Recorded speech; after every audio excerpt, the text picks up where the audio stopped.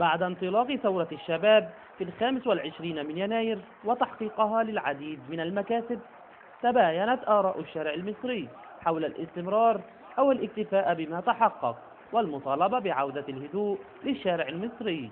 ولم يختلف الحال كثيرا عند أهل الصعيد، ففي محافظة المنيا أغلقت المحال التجارية أبوابها على مدار الأيام السابقة، إلا أنه سرعان ما عاد الاستقرار نسبيا، فبدأت الحياة والهدوء يعودان للشارع المنياوي، ونزل الأهالي للتسوق وقضاء حوائجهم المختلفة في الوقت الذي قلت فيه الموارد المالية. وما يأتيهم من رسول إلا كانوا.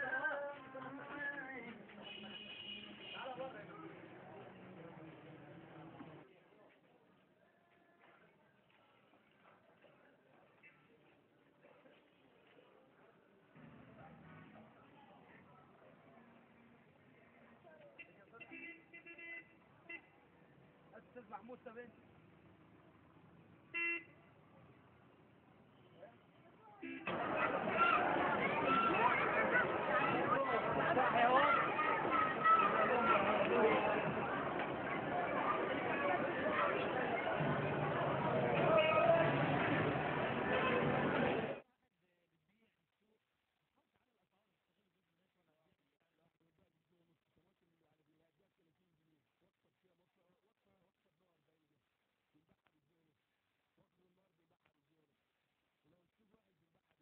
اسعار النهارده، الاسعار زي ما بيقولوا تجار، الاسعار مناسبه ولا بدات تحس بزياده؟ الحمد لله اسعار حلوه. الحمد لله. بداتوا تنزلوا، تقدروا تنزلوا تشتروا طلباتكم واحتياجاتكم؟ اه يا بننزل وبنشتري كل حاجه. في عندكم اي مشاكل؟ لا ما فيش اي مشاكل الحمد لله. في مخبز عيش عندنا بيجيبوا لنا العيش الابيض. العيش الابيض ده ما حدش بياخده خالص، وعاملين اشتراكات، الاشتراك بيجي لنا عيش ابيض وما بينفعش، يعني مش نافع، ما فيش حد بياكله، يعني حتى لو البائع ما تاكلوش بينشف وبيبات، يجي بالليل يناخده الصبح، ما حدش عارف ياكل العيش خالص. الامور بدات تمشي شويه. بدأت تمشي، بس والله حرام اللي بيحصل ده كده، يعني دي مصر برضه، يعني دي برضه مصر. يعني عندك وزير الصحة حضرتك خلى التذكرة بقت 5 جنيه، أنا عندي توأم بصرف اللي كنت بدفع تذكرة بجنيه دلوقتي بقت ب5 جنيه، يعني الناس الغلبانة هيعمل إيه؟ يخش المستشفى عشان يكشف وكده، بيجي نظام تجارة ما ينفعش. طالب الوزير الجديد إن هو يرجع الحال للغلبان الوقت بقت المستشفيات نظام تجارة. أنا واحد من ضمن الناس بقول لك عندي توأم بدفع 5 جنيه، كنت بدفعها جنيه الأول عشان خاطر نصيبي كده، ربنا عطاني كده أعمل غاز، وهل ربنا بنطلب من الناس اللي فوق ان هم مسكوا جديد، ان هم يخلوا بالهم من الغلبان. زيك ازيك؟ ايه الاخبار؟ كويسين والله، وكنت هدغرت والله فرحت الامن اللي قابلني في الطريق وانا جاي. بس انا عاوزه حاجه، بس عاوزين النور. لنا 40 سنه ما نورناش، عاوزين النور. ده فين ده؟ في النورات شرق البحر في المنيا. في المنيا، والخط التيار العالي في زرعنا في بيوتنا، بينا ما بين 600 متر، عاوزين ننور، وعندي الاولاد عاوزه تنور وتقرا. اما ننور بجاز لحد الوقت، والله اما ننور بجاز، وعم نشرب من البحر. عاوزين النور وعاوزين صرف الميه نشرب زي البلد. بينا ما بين البلد 600 متر، احنا عرب على البحر قاعدين في زرعنا، والتيار العالي بينا ما بينه 400 متر، وعاوزين النور، عاوزين ننور، عاوزين نشوف التلفزيون. ما شفناش والله، ما شفنا التمثيليات ولا شفنا حاجه، بدنا 40 سنه 50 سنه. ربنا يخلي حسن مبارك ويرخص الحاجه، احنا تعبنا. مين اللي كان بيغلي؟ تعبنا. مين اللي كان بيغلي؟ الوزراء بيخلوها، الدنيا غاليه. صوتكم ما كانش حرام عليهم، ما حدش الوقت تيجي تروح لحد واصل ما يدكش عقد نافع ويسيبك ويمشي. يرخصوا الدنيا، الشباب تعبت. الكثيرون متفائلون بالحكومة الجديدة ويطالبونهم بسرعة التنفيذ. عايزين عمل، يعني عايزين رد فعل. عملك اللي احنا من الشهر للشهر. ايه والله من الشهر للشهر، احنا ناس غلابه. ترخص لنا اللحمه، ترخص السكر، ترخص السمك، ترخص لنا كل حاجه عشان ناكل زينا زي الناس. شايف ان ثورة الشباب اللي حصلت دي هي اللي ممكن تعمل ده كله؟ انتوا بقى مطالبكم بدأتوا تطلبوا مطالب، حاسين ان ده ممكن يتحقق؟ طب هنعمل ايه؟ طيب يمكن ربنا يحققه. آلام وجراح دفعت الكثيرون لفتح أبواب قلوبهم لنا لنقل أوجاعهم وأحزانهم. بس انا اطلب من سياده الرئيس، معايا عيل مظلوم واخد 10 سنين ومسجل واد وعاوز اجيب ولد. سجن ايه؟ الواد الجديد اسمه ايه؟ اسمه جاسم حسين محمود جبال. يعني كل اللي انت بتتمنيه ان هو يبقى في سجن قريب. ايوه ايوه يا باشا.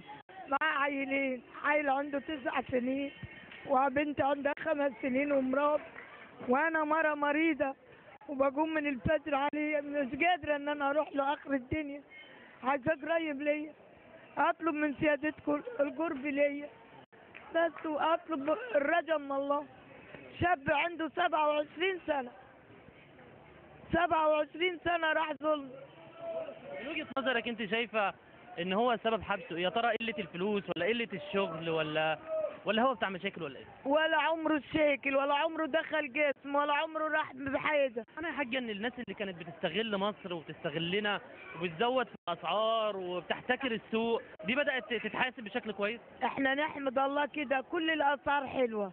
بطاطس ب2 جنيه، طماطم ب150 قرش وبجنيه وربع. كل حاجه في السوق حلوه، بس انا اطلب رجاء ابني انه يجيبوا لي بسجن قريب.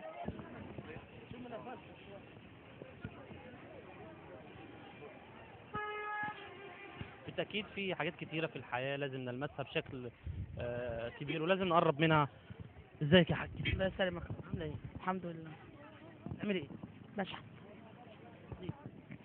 العيش مش لاقيين ناكل ولا لنا شغل ولا لنا اي حاجه. مين اللي نايم؟ ابني ما فيش حاجه. احكي لي ظروفك يعني. ما فيش حاجه والله، بس انا بربي ايتام مش اكتر. هو لا تعبان ولا في حاجه، بس انا بربي ايتام. يعني هو مش تعبان بس انت مضطرة تعملي ايه؟ اه. مفيش شغل مفيش وظيفة. وساكنين بالايجار. محدش بيحاول يساعدك؟ ربنا موجود. أخبار البلد هنا ايه والناس والدنيا؟ ده كويس الحمد لله. بيساعدوكي ولا؟ لا بيساعدوني الحمد لله. انت عارفة ان في مظاهرات وفي ثورة اثرت عليك؟ لا. برضه الناس بتساعد؟ بتساعدوا الحمد لله. يعني برغم ظروف الناس ورغم ان في الحمد لله برضه في ناس حنينه وبتساعد. عايزة تقولي المسؤولين في البلد.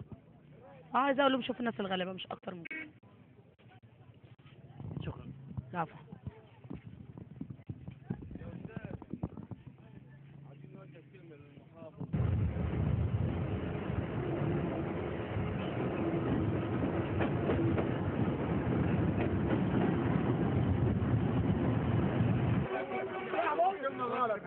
راح مصر راح مصر اتفضل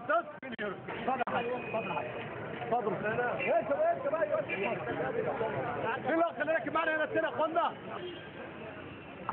جانب تاني من جوانب الحياة وهي يمكن سيارات السيرفيز. أخبار سيارات السيرفيز والحركة إيه؟ الحركه والله من ساعه ما مشوار المظاهرات والاضرابات دي الحركه تعبانه معانا هنا، واحنا هنا التزامات واقساط بنوك ومخالفات. المخالفات هنا كتيره جدا، اقل عربيه عليها 15 و20 الف جنيه. بنعمل ايه مش عارف، بنموت في الناس عشان يجي لنا 15000 جنيه و20000 جنيه. وقطع الغيار غاليه والزيت غالي والاجره برضك ربع جنيه يعني ملهاش لازمه. فاحنا عايزين بس الحكومه تبص لنا شويه احنا وتبص لنا في الاجره. إزاي يعني؟ استغلنا الاجره يعني حرام لنا ان نروح من الحبش لحد الجامعه اخر الدنيا بربع جنيه ومن الجامعه. احنا بنتكلم دلوقتي في إيه؟ في إن احنا نقلل على المواطن. أنت أكيد في حاجات كتيرة أعباء بتتحمل عليك بتخليك أنت تعوز الكلام ده كله. طب خلينا الاجره ربع جنيه بس، المخالفات والمؤسسه والضريبه دي كلها دي اللي بتجيلنا مخالفات 10 و15000 جنيه ونروح نعمل فيها معارضات. القاضي بدل ما يحكم بالعدل يروح مهد علينا المخالفات. هو يمكن كتر المخالفات هو اللي بيخلي يعني المرور والحاجات دي هي اللي ليهم الدور الأول يعني. احنا عايزين نمسك رخص وعايزين نمشي مظبوطين، بس هنعمل ايه؟ طب المخالفات كتير علينا والناس دي كلها اقل واحد عليه 10 و15000 جنيه. العربيات دي أعتقد أغلبكم جايبينها بالقسط. كله قسط. طب هتعمل إيه في الفترة اللي كانت فيها البلد العمل عمل ربنا بقى تمام. مفيش واحد غير حتى غير زيت لعربيته.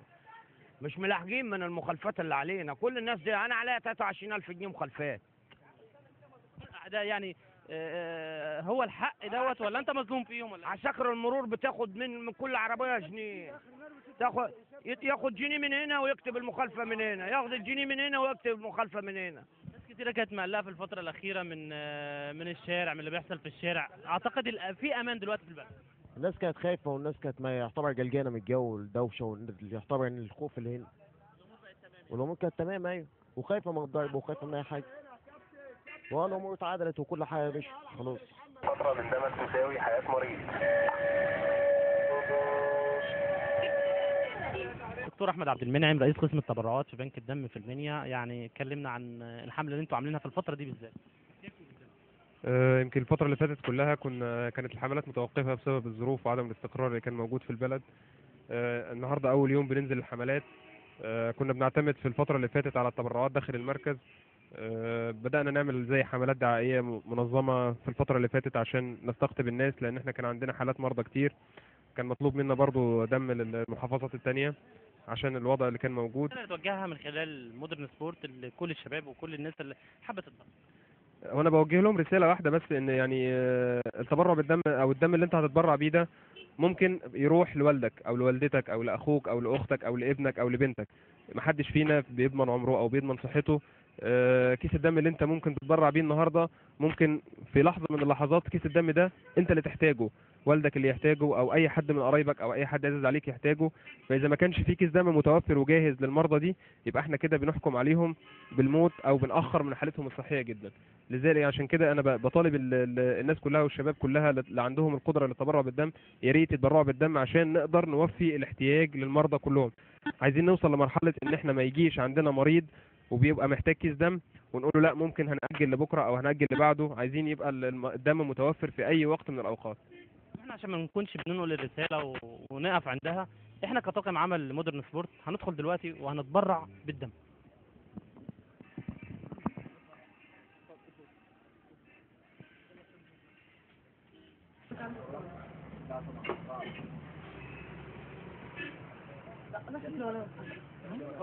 هذا كله لأننا في مصر الوفية، فالخير قادم لا محالة ولو كره الكثيرون. أحمد الكاس، مصر الوفية، مودرن سبورت.